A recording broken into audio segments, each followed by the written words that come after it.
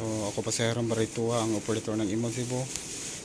Today is June 2, 2024. Ang machine namin ay ginagamit na 7 araw na may 30 meters. Ito ang printed area. Ito naman ang cupping ko. So head clean.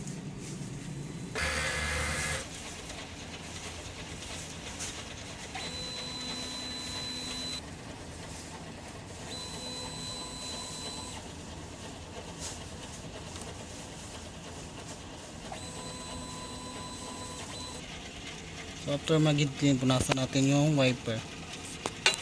Next naman is nozzle check. Ito yung result ng nozzle check. Yung mga tank level ko ay nasa tama lang. This tank ay walang laman. Nilinis ko kanina. Ito naman ang EVR ko. Ito naman yung brand wire. So dito na tayo sa stock. So ito yung mga use in ko. Ito naman yung hindi ko pa nagagamit. Ito naman sa cyan. Ito naman sa magenta. Sa yellow.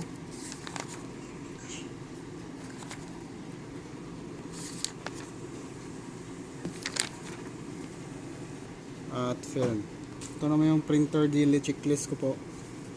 Panghuli, ito naman yung daily workload ko. So yun lang. Maraming salamat.